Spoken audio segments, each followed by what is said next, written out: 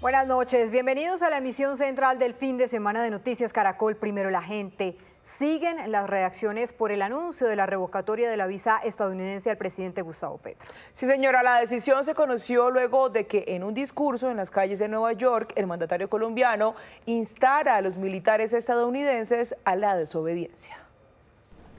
Crece la tensión entre el gobierno de Colombia y el gobierno de Donald Trump luego de que el Departamento de Estado de Estados Unidos anunciara que le revocará la visa al presidente Gustavo Petro tras las declaraciones que dio en Nueva York en una protesta pro-palestina. Desobedezcan la orden de Trump, obedezcan la orden de la humanidad. Las naciones del mundo entonces aportarán hombres y mujeres entrenados y armados para configurar ese gran ejército.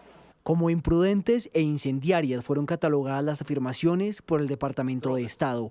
Aseguraron que el presidente Petro instó a los soldados a desobedecer órdenes e incitar a la violencia.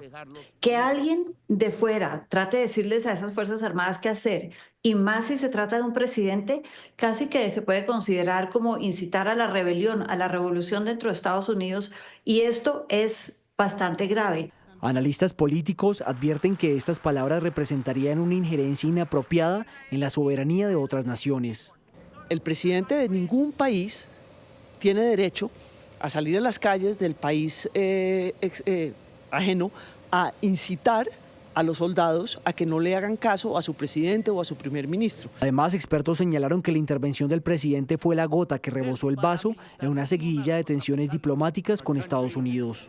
Yo creo que el presidente Petro estaba haciendo un esfuerzo para que hubiera una medida fuerte de los Estados Unidos, porque al presidente le conviene victimizarse y decir es que los Estados Unidos me desertifica, los Estados Unidos me quita la visa. A través de su cuenta de X, el presidente Gustavo Petro respondió a la decisión de Washington y dijo que separar a Estados Unidos de Colombia es lo que necesitan las mafias. Además, pidió que Nueva York no sea más la sede de Naciones Unidas. Ese nuevo enfrentamiento entre el presidente Gustavo Petro y el gobierno de Donald Trump aumenta la tensión en las relaciones binacionales. ¿Pero qué implicaciones tiene? Consultamos diplomáticos. Las implicaciones que para Colombia pueda traer la decisión del gobierno de Estados Unidos de revocarle la visa al presidente Gustavo Petro son inciertas para el excanciller Julio Londoño Paredes. En su concepto, se trata de una decisión del Departamento de Estado que no va dirigida hacia el país. No sabemos los Estados Unidos qué otras medidas en un momento determinado puedan tomar. Yo no creo que los Estados Unidos vayan a adoptar medidas generalizadas con respecto a Colombia, pero sí personalizadas para personas cercanas al gobierno del presidente Petro sobre él mismo. El exdiplomático relacionó lo dicho por el presidente Gustavo Petro en la calle de Nueva York con las próximas elecciones presidenciales en Colombia. Mi impresión personal es que el presidente consideró que eso le podría servir. De otra manera no lo hubiera hecho, que lo hubiera podido servir o le puede servir para efectos electorales, las próximas elecciones, etcétera. Explicó que el presidente Gustavo Petro no es un asunto coyuntural para los Estados Unidos. Yo creo que para el presidente Trump, con los problemas que tiene en este momento con China, con Rusia, con Israel, en el Medio Oriente, la posición del presidente Petro no es fundamental para los Estados Unidos. Por su parte, para el exembajador de Colombia en Estados Unidos, Gabriel Silva Luján, el presidente Petro tiene otros intereses definidos. Lo que está detrás de esa actitud es que el presidente Petro quiere convertir a Colombia en un paraíso chavista. Si ustedes miran lo que dijo ese día, lo que dijo antes y lo que está diciendo hoy, es hablando de un Estado y una nación bolivariana. Está defendiendo al dictador Maduro. Se está acercando y está acercando a Colombia peligrosamente a un enemigo real de los Estados Unidos que además es cómplice del narcotráfico. En su concepto, la relación entre los gobiernos de Estados Unidos y Colombia se encuentra en una situación vulnerable. Y justamente la Cancillería de Colombia acaba de pronunciarse sobre la revocatoria de la visa al presidente Gustavo Petro, asegurando que negar o revocar una visa como arma diplomática atenta contra el derecho a la libertad de opinión. Además, añade que sería imprescindible la búsqueda de un país sede de la ONU completamente neutral, sin ideologías políticas. El Ministerio de Relaciones Exteriores aseguró que Colombia continuará participando activamente en los escenarios multilaterales de las Naciones Unidas.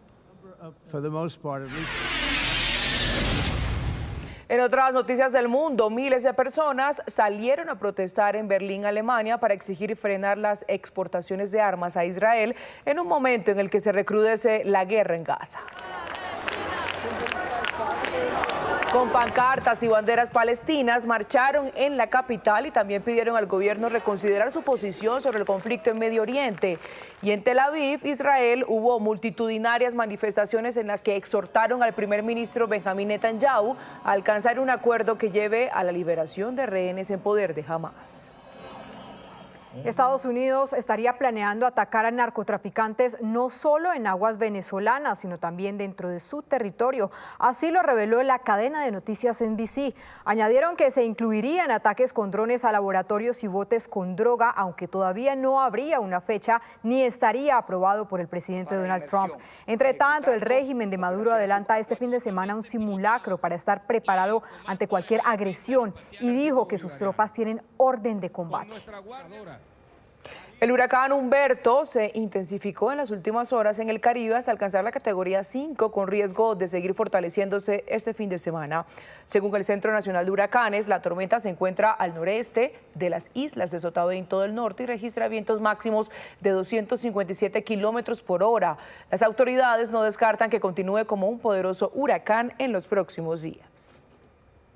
Y a 36 subió el número de muertos y a más de 50 los heridos tras una estampida en el sur de India durante un mitin electoral. La tragedia ocurrió cuando un actor conocido como Vijay se dirigía al público y parte de la multitud, emocionada por verlo, se abalanzó sobre las barreras. No es la única emergencia similar en 2025, pues a comienzos de año 30 personas murieron en otra estampida en una festividad religiosa y a mediados de 2024 otro evento se saldó con 121 víctimas fatales. 7:09 de la noche, la oposición venezolana alertó sobre 80 presos políticos que están en grave riesgo de salud. Algunas organizaciones de derechos humanos piden atención médica urgente y medidas de libertad para evitar la muerte en prisión. Perkins Rocha, el abogado de María Corina Machado, lleva 1 año y 1 mes en prisión y su estado de salud se deteriora día tras día. Es una condición médica, Perkins, en este momento, y a mí me duele mucho decirlo porque eso forma parte de nuestra intimidad familiar, pero él es como una bombita que tú no sabes en qué momento puede encender una llama y explotar por esa condición. Él es uno de los más de 80 presos políticos que están en grave riesgo de morir en la cárcel, sin atención médica y sin derecho a sus abogados. Una de las formas de tratos crueles, inhumanos y degradantes es la falta de atención médica especializada. Lamentablemente han habido muertes bajo custodia del Estado precisamente por no ser atendidos oportunamente. Andreina es hija del general Baduel, quien murió en prisión. Espera que su hermano no sea el siguiente. Está sufriendo graves secuelas por torturas y necesita varias cirugías. Por eso exigen que se les otorgue la libertad a él y a todos los presos políticos antes de la canonización de José Gregorio Hernández. La Comisión de Determinación de los Hechos de Naciones Unidas dijo que hubo un repunte en la represión después de las elecciones presidenciales y confirmaron que sigue ocurriendo el crimen de persecución por razones políticas. Según la ONG Foro Penal, en Venezuela hay 823 presos políticos, la mayoría detenidos tras las presidenciales. El gobierno y la fiscalía niegan que en el país haya personas detenidas por motivos políticos. La Casa Blanca distribuyó una fotografía del saludo de cortesía entre Donald Trump y el rey Felipe VI de España. La imagen tuvo lugar en Nueva York en el marco de la Asamblea General de la ONU y fue distribuida 4 días después. La fotografía ha llamado la atención porque Trump está en el centro y no el monarca, como indica el protocolo real. En Alemania, una política hizo historia al pronunciar un discurso frente al Parlamento mientras cargaba a su pequeño bebé. Hannah Steinmüller subió al podio para hablar sobre el presupuesto del Ministerio de Construcción con su bebé en un cargador. La política de 32 años aprovechó para cuestionar los retos entre la maternidad y el trabajo y pedir que las madres tengan facilidades mientras realizan sus obligaciones.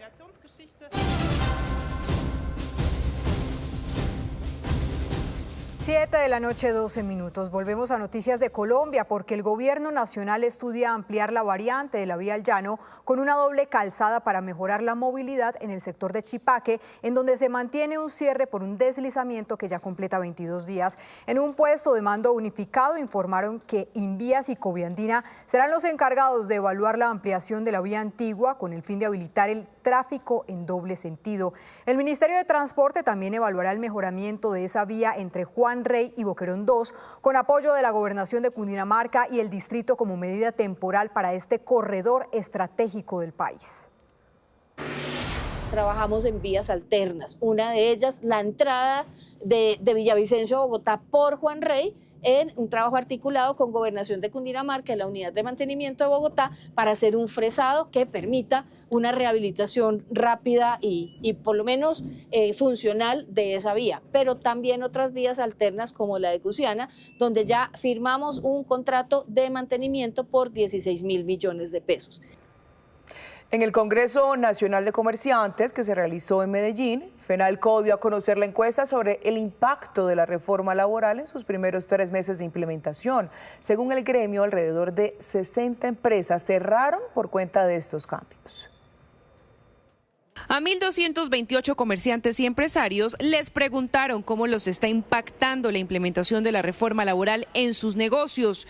El 91% de los encuestados fueron pymes, 5% microempresas y tiendas de barrio y 4% grandes empresas. Si durante este segundo semestre, de acuerdo con la reforma laboral que ya estaba en vigencia, el empleo de su empresa, ¿qué iba a pasar con él? 52% dijo permanecerá igual. El 13% dijo que aumentaría, pero ya se evidencia un 35% de empresarios que dice que el empleo en su empresa va a disminuir en el segundo semestre. Cuando les preguntaron a los empresarios por el impacto de esa reforma laboral en sus costos de nómina, el 41% dice que es alto, el 30% muy alto, el 20% que es moderado, el 7% bajo y 2% muy bajo. La laboral no nos da muy bien, la laboral nos trajo problemas para el tema de los satélites, la gente que estaba tratando de hacer sistemas de confección pequeña, pues eso le pega. Todos estos mecanismos donde se suben los costos ha sido desequilibrado para el sector. En cuanto a la creación de nuevos empleos, según los encuestados, la reforma desincentiva fuertemente 45%, desincentiva moderadamente 32%, no afecta 17%, incentiva 2%, no sabe, no responde 4%. Conducen a reducir puestos de trabajo en empresas formales. Esto solamente se hizo con empresas formales. O sea que como hemos visto, pues prácticamente ya empezamos a ver los efectos del empleo. Otro punto que abordó la encuesta, la reforma está incentivando la inversión en automatización tecnológica en su empresa. Sí, de manera significativa, dijo el 32%. Sí, de manera moderada, el 29%. En ese mismo sentido, la encuesta consultó por las decisiones que han tomado las empresas para enfrentar el encarecimiento de los costos laborales.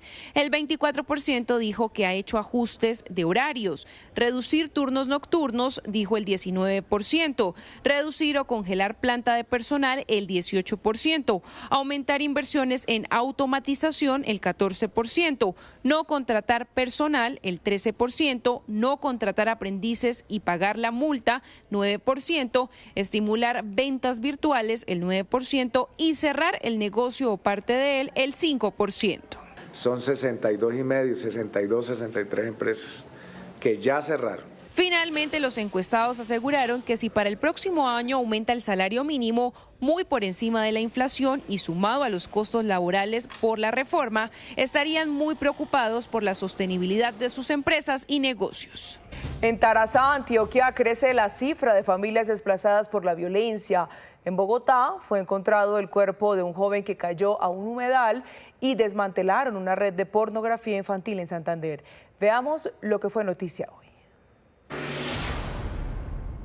Hoy fue noticia en Antioquia el desplazamiento que se registró en el municipio de Tarazá, nordeste del departamento. Alrededor de 89 personas tuvieron que salir desplazados hacia la zona urbana de ese municipio por cuenta de la violencia que se registra en ese municipio. Según el comandante del ejército, se presentan enfrentamientos entre el Clan del Golfo, las disidencias de las FARC y el ELN por el control de las economías ilícitas en ese municipio del nordeste. Con este ya serían más de 4 los municipios que viven y que sufren la violencia por parte de estos grupos armados ilegales. Hoy fue noticia en Bogotá el hallazgo del cuerpo de un menor de 16 años de nombre Guillermo García por parte de las autoridades acá en el humedal La Vaca, en la localidad de Kennedy. Los vecinos habían alertado sobre la presencia de varios menores de edad en ese humedal en horas de la tarde. Incluso lo que nos dicen es que los menores recurrentemente están arriesgando su vida acá en este humedal La Vaca. La policía de Bogotá también entregó detalles de lo sucedido. Sobre las 4 de la tarde, en el barrio Villa Emilia de la localidad de Kennedy, la comunidad informa a la zona de atención del lugar que jóvenes se encontraban sumergidos en el humedal La Vaca. Uno de ellos desaparece, de inmediato bomberos activan los mecanismos de búsqueda y es hallado sumergido en el humedal, el cuerpo sin vida. Hoy fue noticia en Santander la desarticulación de una presunta red de pornografía infantil que según las autoridades usaba a menores de 12 años de edad. La investigación permitió establecer que las menores eran obligadas a ofrecer servicios sexuales tanto personal como virtualmente a mayores de edad por 100.000 pesos. En el operativo se logró la captura de 3 personas, pero además la incautación de celulares y un computador que son pieza clave de las autoridades para la investigación. Hoy fue noticia el rescate del cuerpo de uno de los militares desaparecidos tras el naufragio de una embarcación que transportaba a 28 militares en Mosquera, Nariño.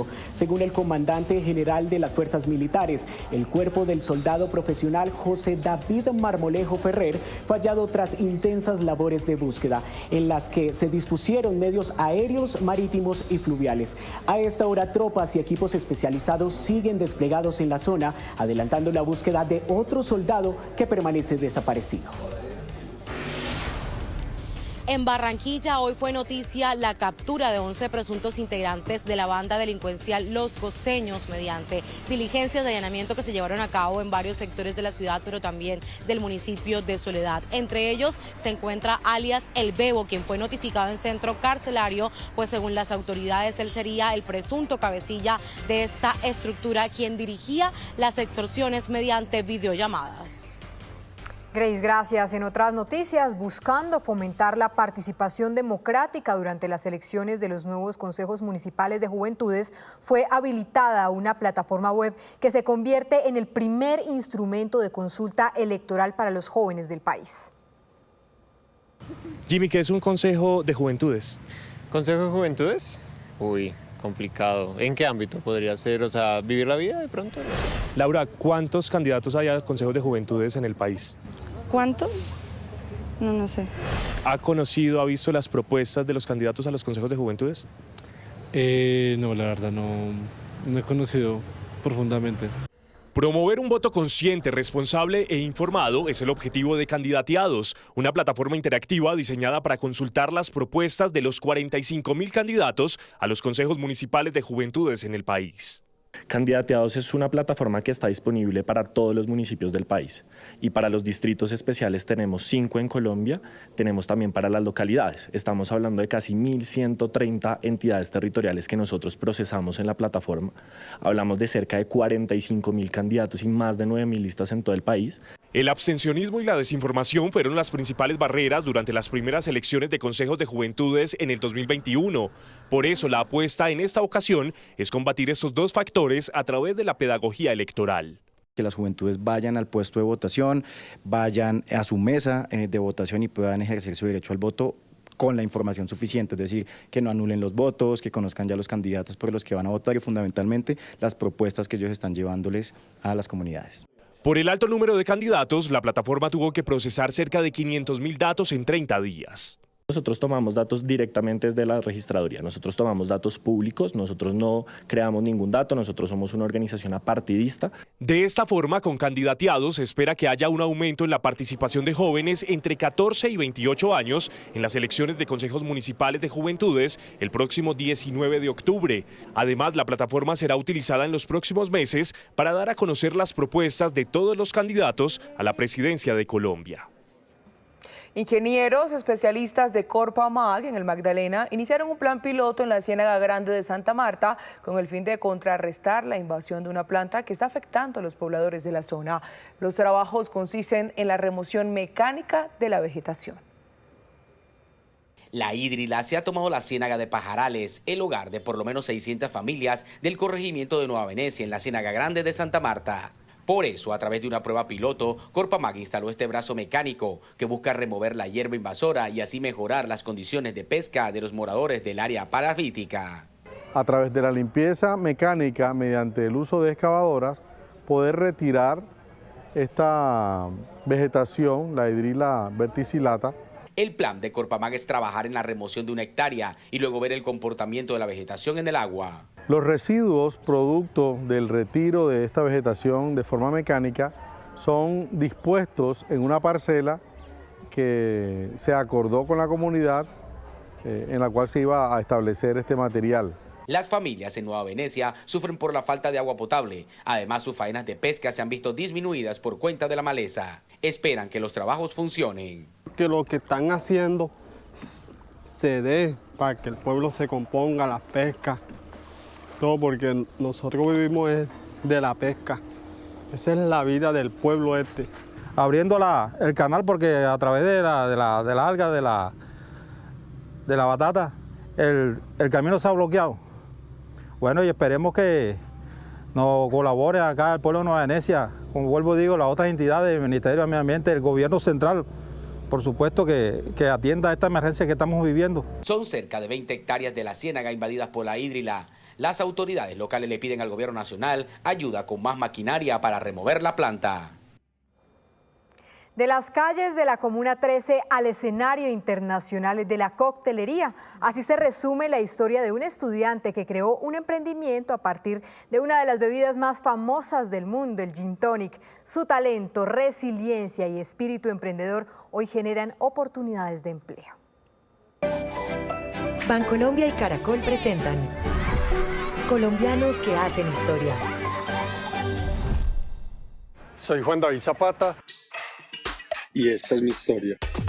Juan David es el creador de Juniper Drinks. Creció entre las calles de la Comuna 13 y encontró su pasión en la coctelería gracias a un diplomado gratuito y al apoyo de programas de emprendimiento de la ciudad. Entonces ahí nace la idea de crear una agua tónica y bebidas mezcladoras, mixer y una empresa de bebidas con frutas colombianas. Con su receta ha conquistado el paladar de los jueces más exigentes y ha sido premiado en la competencia más prestigiosa de bebidas espirituosas en Estados Unidos. Me siento muy orgulloso de poder compartir con él. Vende más de 2 millones de botellas al año en 6 países y genera 36 empleos directos. Pero además está creando su primera academia de mixología gratuita para jóvenes de escasos recursos en Medellín. Jóvenes que están en la violencia o en malos caminos y los reformamos en algo que sea digno. Por crear empresa desde la Comuna 13 y conquistar el mundo, Juan David es un colombiano que hace historia. 7:57 de la noche. Como gesto de integración y reconocimiento cultural, el programa de Escuelas Taller de Bogotá reunió a maestros y maestras de 4 países de Latinoamérica en la Ruta Andina de Artes y Oficios Patrimoniales. Durante 3 días compartieron herencias y saberes ancestrales. El primer encuentro en Colombia dedicado al intercambio de saberes y prácticas de la comunidad andina se realiza a través del programa Escuelas Taller de Bogotá, promovido por el Ministerio de Cultura, las Artes y los Saberes. Tuvimos la fortuna de ser invitadas como Escuelas Taller de Colombia a participar. Estamos recogiendo no solamente las historias de vida de maestros y maestras quienes forman parte de este encuentro, sino también modos y maneras de entregar el conocimiento, aquellas metodologías que cada una de las escuelas que están en estos países han podido desarrollar, han podido escribir y sistematizar, y creo que esto nos enriquecerá mucho mutuamente. busca fortalecer la circulación y hermanamiento internacional para la preservación de oficios tradicionales, abriendo caminos de integración cultural y económica entre los 4 países. Los invitados a este encuentro corresponden a los países que forman parte de la comunidad. ¿Qué nos une? Nos une los Andes como ecosistema, nos une los Andes como territorio y eso da cosas en común. Es conocernos, ver cómo estamos en cada lugar, en cada país, también aprender de nuestras cocinas. Esto nos ayuda a abrirnos la mente y saber que cada país tiene su esencia. La cocina tradicional, la carpintería dedicada a la restauración, la construcción enlazada con la recuperación de patrimonio y la tejeduría emblemática de Colombia son los oficios más representativos. Y en especial de Colombia, pues aprender, ¿no? Aprender sus oficios que ellos hacen. Y lo más importante es que vamos a compartir esa experiencia y vamos a ir cada uno a nuestro lugar y vamos a mostrar lo que se ha aprendido. Y yo quiero llevarme los saberes de acá, quiero saber cómo es su construcción, que compartimos mucho lo que es la construcción, ¿no? Natural, entonces quiero llevarme esos saberes también allá para replicarlos en Bolivia. Bogotá fue la sede de la Ruta Andina de Artes y Oficios Patrimoniales, con 24 maestros y maestras de Bolivia, Ecuador, Perú y Colombia que compartirán historias e intercambios culturales. Paula, gracias. Terminamos. Estas fueron las noticias. Nos vemos a las 12:30 del día con una nueva edición informativa. Ya viene Sábados Felices. Somos Noticias Caracol. Primero la gente. Buena noche.